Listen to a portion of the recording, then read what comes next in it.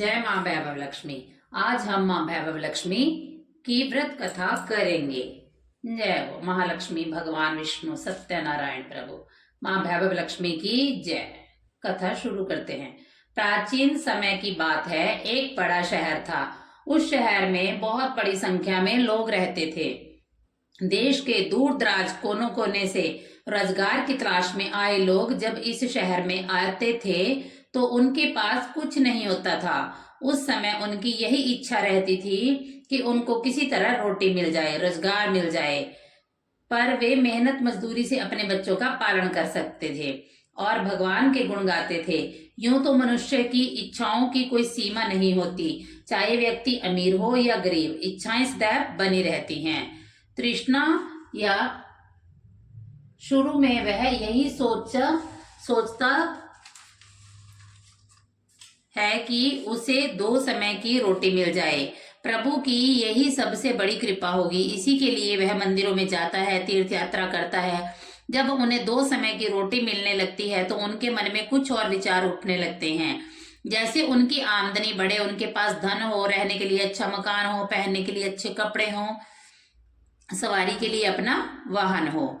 भोजन मिलने के पश्चात उनकी लालसा और बढ़ने लगती है। किसी ने ठीक ही कहा है, भूख की एक सीमा है जिसे रोटी से पूरा कर लिया जाता है, परंतु तृष्णा का कोई अंत नहीं है।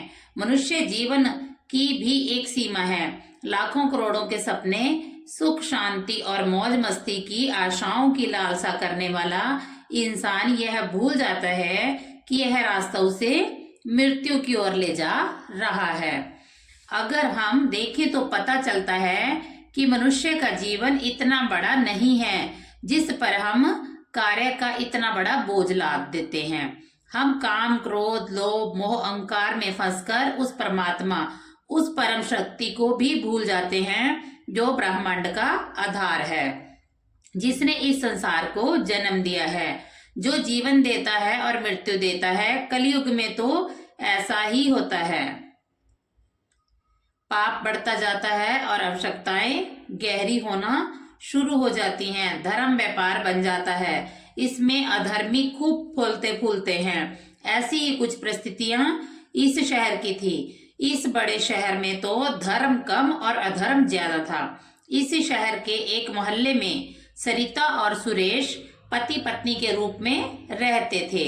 उनका छोटा सा एक घर था। घर के नाम पर मात्र एक कमरा था। उसी में रसोई, उसी में सोना, उसी में खाना पीना, यही था उनका घर। सुरेश किसी फैक्ट्री में नौकरी करता था। सरिता घर का सारा कामकाज करती थी। उसने अपने छोटे से घर को भी इतना साफ सुथरा और सजा रखा था कि मोहल्ले की औरतें भी अक्सर कहती थी, घर की सफाई रखना तो हमारी सरिता बहन से सीखें। इस बात को सरिता भी जानती थी कि इस शहर में अच्छे लोग कम और बुरे लोग अधिक हैं। उसी के पड़ोस में कुछ औरतें ऐसी थी जो दिन भर एक दूसरे की बुराइयां किया करती थी। दूसरों के घरों में जाकर इधर उधर की बातें बनाना तो उनका सबसे पहला काम था। अपने घर की भले ही उन्हें कोई खबर ना हो, मगर पूरी कॉलोनी की खबर तो उनके पास ऐसे रहती थी जैसे प्रभु ने उन्हें कॉलोनी की डायरी लिखने का काम सौंप रखा है। सरिता को उनकी बातें पसंद नहीं थी। पहले तो उसे घर के कामकाज से ही समय नहीं मिल पाता था। दूसरा, पति की सेवा करना उसका धर्म था। वह सदैव पति की लंबी आयु और उन्नति के लिए ईश्वर की उपासना करती। कॉलोनी की चुगलखोर औरतें को सरिता की अच्छी आदतें कैसे पसंद आती। वे सब कहने लगी कि सरिता में बड़ा घमंड है, जो किसी से बात करना पसंद नहीं करती। शायद इसलिए कि वह बड़ी सुंदर है। उसे अपनी सुंदरता पर बड़ा गर्व है। उसे यह नहीं पता कि जिस कॉलोनी में रहते हैं वहां सबसे प्रेम पूर्वक मिलजुल कर रहना चाहिए। यदि वह ही किसी के पास दुख सुख बांटने नहीं जाएगी तो कल उसके पास कौन आएगा। इन सबकी बड़ी बहन मीरा थी, जो पूरी कॉलोनी को अपनी उंगलियों पर नचाती थी। बहन मीरा ने अपनी ही एक कीर्तन मंडली बना रखी थी, जो घर घर में जाकर कीर्तन करती थी। दूसरी ओर सरिता को ऐसी औरतें बिल्कुल पसंद नहीं थी जो कीर्तन भजन करते समय भी एक दूसरे की बुराइयां करती हों। इसलिए उसकी इस आदत के कारण सरिता ने उसको कई बार टोकते हुए कह दिया कि मीरा बहन, यूं तो आपका नाम मीरा है, मगर मैं आपसे वृत्तांत पूर्वक हाथ जोड़कर विनती करती हूँ कि पूजा एवं कीर्तन करते समय किसी की बुराई मत किया करो। किसी की बुराई करने से तो अच्छा है कि आप उस समय अपना मन परमात्मा में लगाएं, जिससे आपका जीवन सफल हो और आप पाप से बच सकें। बस सरिता की इतनी बात सुनते ही मीरा को गुस्सा आ गया। गुस्से के मारे उसके चेहरे का रंग लाल हो गया। वह बोली, ओ कल की लड़की, क्या तू मुझे बताएगी कि मुझे क्या करना है? अभी शहर में आए हुए 2 साल हुए हैं, हम शहर वालों को अकल सिखाने लगी है। सरिता ने कहा, देखो बहन, मैं परमात्मा की भक्ति और श्रद्धा में निश्चल मन से पूरा विश्वास रखती हूँ। मैं यह अच्छी तरह से जानती हूँ कि भक्ति में ही शक्ति है। भक्ति ढोल बजाने से नहीं, बल्कि सत्य के मार्ग पर चलने से होती है। ईश्वर का यही सिद्धांत है, यही शिक्षा है कि किसी का बुरा मत करो। मैं तो हर जीवात्मा में रहता हूँ। सर्वस्य चांद्य हृदय सनी विष्टो, ऐसा भगवान कृष्ण ने स्वयं भागवत गीता में कहा है कि तुम मेरी तलाश में क्यों बाहर भटक रहे हो? यदि तुम सत्य और विश्वास का सहारा लेकर अपनी आत्मा में मुझे तलाश करो, या फिर इस जगत के किसी भी वस्तु, व्यक्ति, जड़ चेतन में देखो, तो मैं तुम्हें अवश्य मिलूंगा। मैं ही इस जगत का आधार हूँ। सरिता की इस बात को सुनकर वह मीरा और उसकी सहेलियां मिलकर उसका मजाक उड़ाने लगी। सरिता जानती थी कि ये लोग पाप करने वाले हैं। इनकी पूजा तो केवल आडंबर है, दिखावा है। इनके मन में खोट है। इनसे अधिक बोलना का कोई लाभ ही नहीं। इनकी कीर्तन मंडली खूब पैसा कमा लेती है। ईश्वर के नाम पर ये व्यापार और लूट करते हैं।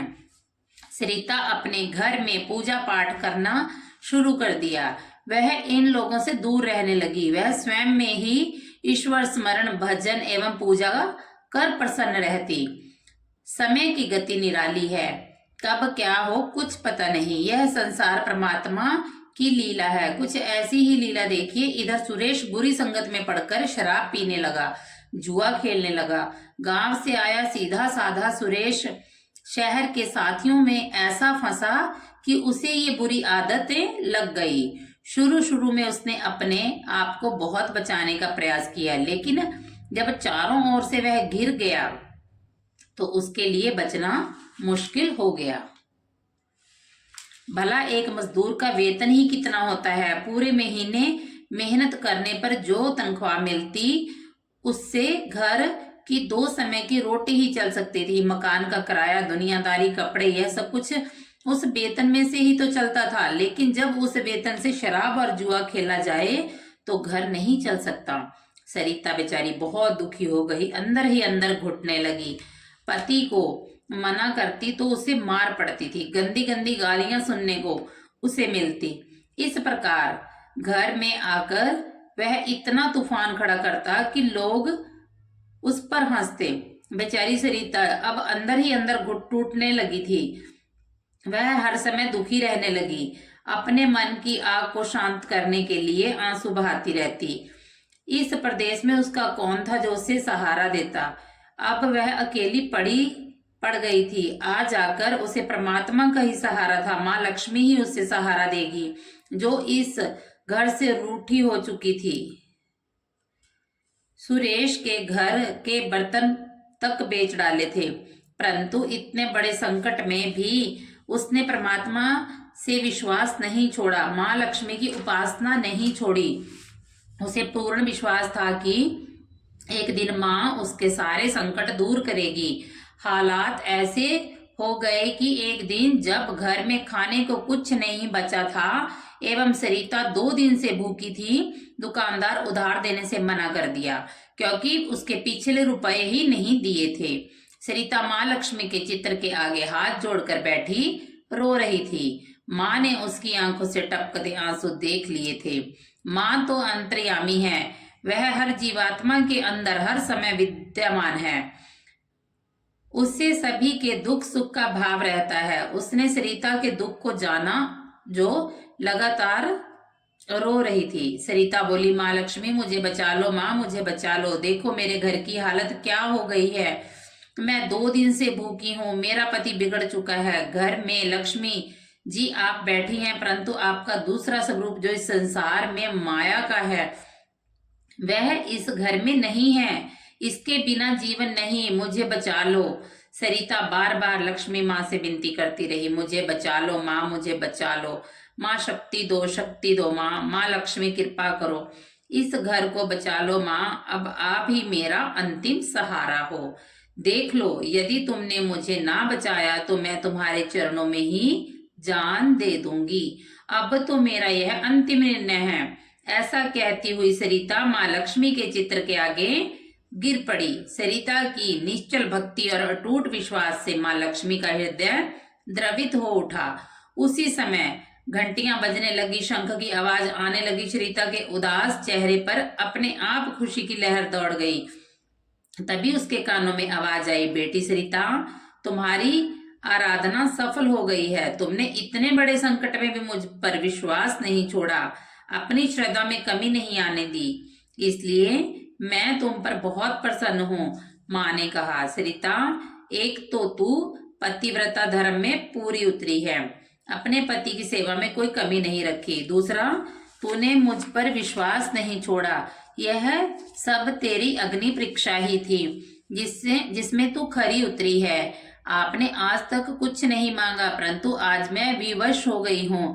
आज पहली बार आपसे इस घर की खुशियां मांग रही हूँ। माँ, मुझे धनवान बनने की कोई इच्छा नहीं है।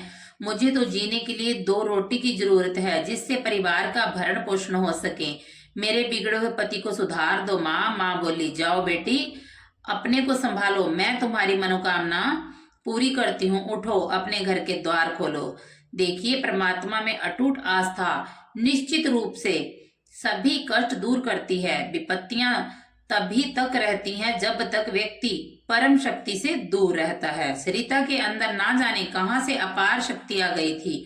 वह माँ लक्ष्मी के चरण से उठकर अपने घर के द्वार की ओर गई तो सामने ही एक तिलकधारी ब्राह्मण को खड़ा पाया। वह बोला, बेटी सरिता, जय माँ लक्ष्मी जी बोलो। सरिता ने पूरी शक्ति से कहा, जय माँ लक्ष्मी, जय माँ लक्ष्मी। देखो बेटी, मैं माँ लक्ष्मी जी के मंदिर का पुजारी हूँ। माँ के आशीर्वाद से यह 2 बोरी आटा और साथ में दालें और घी, यह सब खाने की सामग्री आपके घर पहुंचाने के मुझे आदेश हुए हैं। आप धन्य हैं महाराज, आप धन्य हैं। माँ लक्ष्मी के पुजारी होने के नाते मैं आपके चरणों को छूती हूँ महाराज, और आपसे यह प्रार्थना करती हूँ कि मुझे इस संकट से निकलने का उपाय भी बताएं। सुनो पुत्री, इस माया रूप संसार में सुख प्राप्त करने के लिए अपने मन को शुद्ध और आत्मा को पवित्र करना पड़ता है। माया लक्ष्मी जी को तिजोरियों में बंद रखने वाले पापी होते हैं। यदि तुम अपने मन की शांति और घर गृहस्थी चलाने के लिए लक्ष्मी जी की प्राप्त करना चाहती हो तो माँ भैरव लक्ष्मी का व्रत करो। इस व्रत को करने से आपकी हर मनोकामना पूर्ण होगी, तुम्हारे सारे संकट दूर हो जाएंगे। सरिता ने निवेदन करते हुए कहा, पुजारी जी, मुझे इस व्रत की विधि बता दो। मैं तो माँ की उपासना बचपन से कर रही हूँ, किंतु व्रत की विधि मुझे आज तक नहीं मालूम। लक्ष्मी जी का व्रत बहुत सरल है, इसे वैभव लक्ष्मी व्रत कहा जाता है। जो प्राणी सच्चे मन से इस व्रत को कर लेता है, उसकी मनोकामनाएं पूर्ण हो जाती हैं, उसे हर प्रकार के सुख संपत्ति प्राप्त होती है। जो लोग इस व्रत का विधि पूर्वक नहीं करते, उन्हें कोई फल नहीं मिलता, बल्कि वे अपने मन की शांति खो बैठते हैं। शुक्रवार माता का दिन है।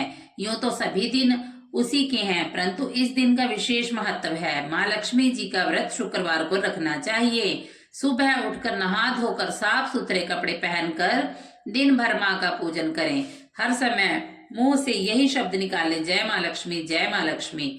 जब सायंकाल हो तो उस समय पूर्व दिशा की ओर मुख करके आसन पर बैठे और माँ लक्ष्मी जी की मूर्ति या चित्र किसी ऊंचे स्थान पर रखें।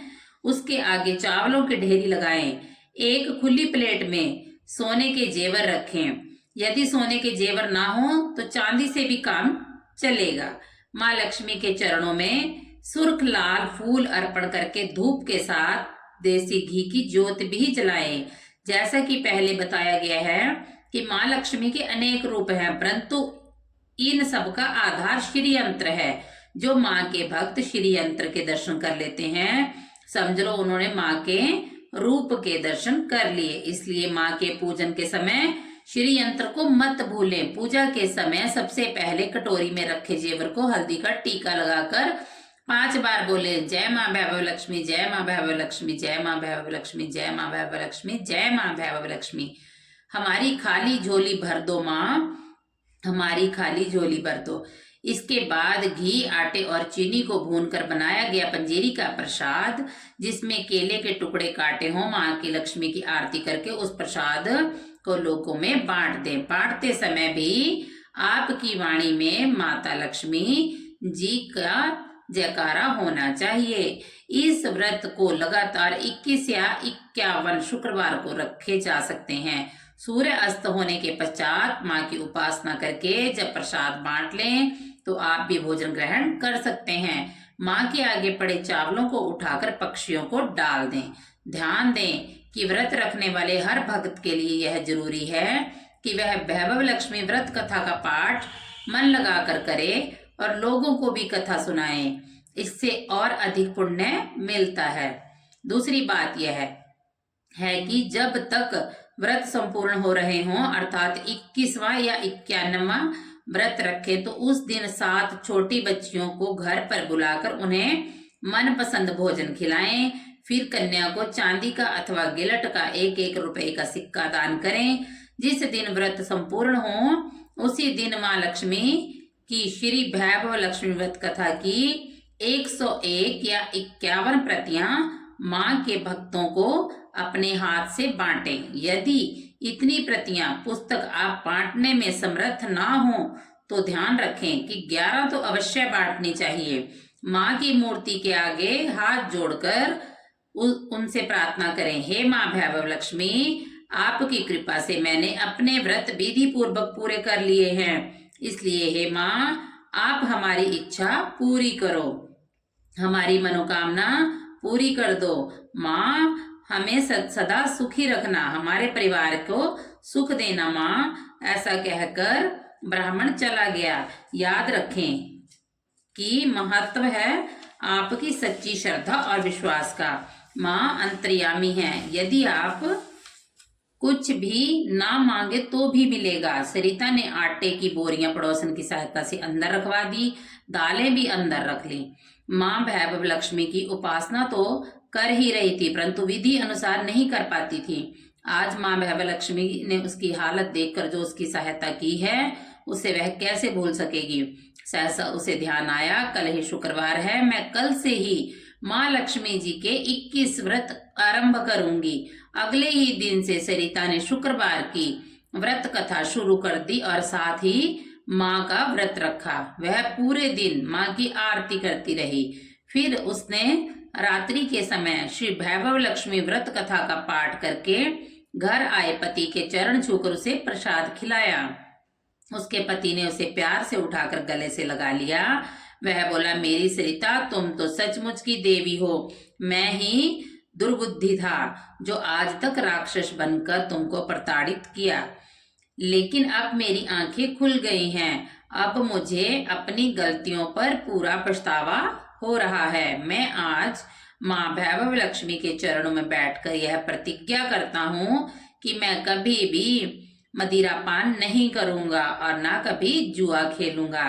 पत्नी ने कहा, मेरे देवता, मेरे स्वामी, माँ लक्ष्मी की कृपा से आप ठीक हो गए हैं, तो मुझे सारे संसार की निधि मिल गई। आज मैं कितनी खुश हूँ, माँ ने मेरा उजड़ा घर बसा दिया, मेरा सुहाग मुझे मिल गया। अब मैं 21 व्रत पूर्ण करके माँ वैभव लक्ष्मी व्रत कथा की 51 प्रतियां लक्ष्मी भक्तों में बांटूंगी, ताकि उनका भी मेरी ही तरह भला हो सके। ऐसा सुन सुरेश ने अपनी पत्नी का हाथ पकड़ उसे चूमते हुए कहा, देखो सरिता, जिस माँ लक्ष्मी ने मुझे पाप के संसार से निकाल दिया है, मैं भी उनके 21 व्रत रखूंगा। मैं भी सदा घर में माँ की पूजा करूंगा। सरिता ने अपने पति के चरणों में अपना सिर रखते हुए कहा, स्वामी, आज मैं बहुत प्रसन्न हूँ। माँ भैरव लक्ष्मी की कृपा से मुझे नया जीवन मिला है। जय हो माँ लक्ष्मी, जय हो माँ लक्ष्मी, जय हो माँ भैरव लक्ष्मी। महालक्ष्मी की जय, भगवान विष्णु की जय, सत्यनारायण दाता जी की जय। ये थी आज की माँ लक्ष्मी की व्रत कथा। माँ आप सबका उद्धार करे, आपकी सभी मनोकामनाएं पूर्ण हो। यह कथा पढ़ने सुनने मात्र से ही बहुत फल प्राप्त होता है। जय माँ लक्ष्मी।